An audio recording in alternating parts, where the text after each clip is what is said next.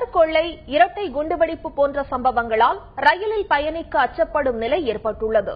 இதுகுறித்த ஒரு செய்தி தொகுப்பினை பார்ப்போம். கடந்த 27ஆம் தேதி பெங்களூரு விரைவு ரயில் தர்மபுரி அருகே சென்று கொண்டிருந்த போது அபாயச் சங்கிலியை இழுத்த கொள்ளையர்கள் பெண்களிடமிருந்து நகைகளை பறித்துக் கொண்டு இறங்கி ஓடினர்.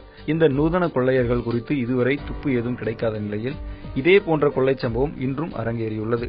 இது ஒருபுறம் இருக்க, கடந்த வியாழனன்று கவுஹாத்தி எக்ஸ்பிரஸ் ரயில் சென்னை சென்ட்ரலில் நின்று கொண்டிருந்த போது சக்தி வாய்ந்த 2 குண்டுகள் வெடித்தது. இதில் சுவாதி என்ற இளம்பெண் உயிர் இழந்த நிலையில் பலர் படுகாயமடைந்தனர்.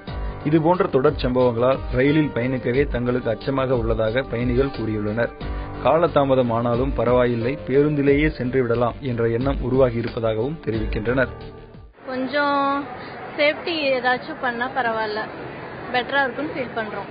அன்கம்ஃபர்டபுளா தான் ஃபீல் பண்றேன். எப்படின்னா எனக்கே கொஞ்சம் போக பயமா தான் இருக்கு. பட் இருந்தாலும் என்னோட சிச்சுவேஷன் நான் போய் தான் ஆகணும் அப்படின்றப்போ எனக்கு வேற வழி இல்லை.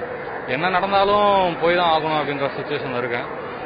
ஸோ எனக்கு கம்ஃபர்டபுளா இல்லை அப்படின்னாலும் நான் போய் தான் ஆகணும்.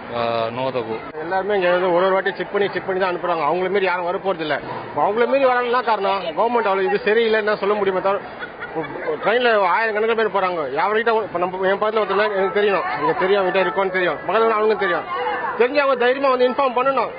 நம்ம உயிர் போகுது, மொத்த உயிரும் போகுது பயன் சொன்னாதான் எல்லாரையும் காப்பாற்ற முடியும். இந்த நிலையில் பயணிகளும் அதிக பணத்தையோ நகைகளையோ ரயிலில் எடுத்துச் செல்ல வேண்டாம் எனவும் முன்ஜாக்கிரதையுடன் நடந்து கொள்ள வேண்டும் எனவும் ரயில்வே நிர்வாகம் அறிவுறுத்தியுள்ளது.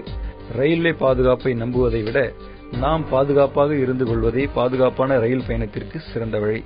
தந்தி செய்திகளுக்காக ராமச்சந்திரன்.